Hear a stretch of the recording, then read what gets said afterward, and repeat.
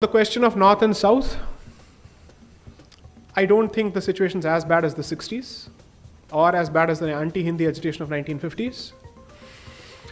But the reason why it is kept boiling, this nasty venomous pot is kept boiling, is because of the most pernicious form of secessionist movement the history of this country has seen. It is Dravidianism and Dravidianism alone. It is not Kashmir militancy, because there the enemy is clear. Because there is support from across the border.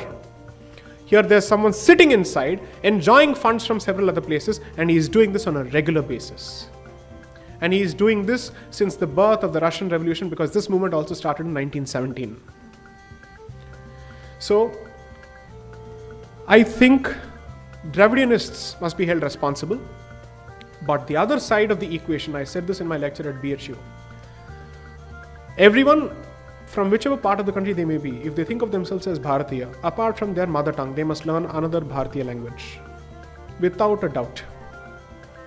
If you don't do that, you may learn a particular language because of economic reasons, because you have to move to some place or whatever. But I would want a greater integrative reason for learning another language. It shouldn't be just economics. Because you'll still learn the language, but ghrina to khatam nahi hogi na. That will still go on. You're learning the language because that's your means of livelihood. You can't survive without it. But the poison within and the separatism within will not die. Which is why I switch to Hindi often. To say my complexion and Hindi get along really well. Don't worry. They will get along well. There's nothing wrong with it at all. After all, the purest form of Sanskrit has survived in the South, not anywhere else. For historical reasons. So we will protect it. We don't have a problem with it at all. I can't have a problem with a language which has the very same script as Sanskrit. Dravidians have a problem with Sanskrit, and that is why they have a problem with Hindi, is the calculation most people miss. Their problem is with the Hindu identity, and therefore everyone who represents the Hindu identity is a problem. So the person coming from the cow belt who speaks Hindi is a problem precisely for that. And this is a very different example to give. I would say they were put in their place better by perhaps Nehru at some point and Indira Gandhi at some point actually.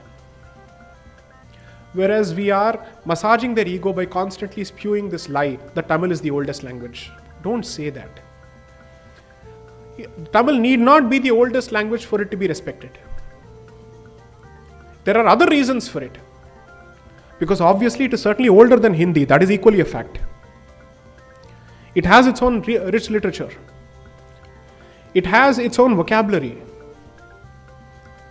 When I say its own, it doesn't mean it's isolated. Because you see, as Bharat, we have literally, it's like a vast ocean where every small tributary or river has drawn from other, let's say, tributaries or rivulets. It has happened across the board.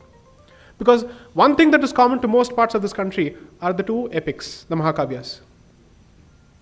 So naturally, your examples, when you think of food and strength, you'll think of Bhima. When you think of questions, you'll think of Yaksha Prashna. Or you'll think of the discussion between Yama and Nachiketa. You'll have these discussions. So the examples are common because the culture is common, the sroth is common. The current fight is sub-regionalism being given precedence over the civilizational identity. And the civilizational identity is the product of thousands of years of synthesis, and that is being undone. Pull each thread at a time. Kapda kahan se bachega uske baad? Next, ma'am.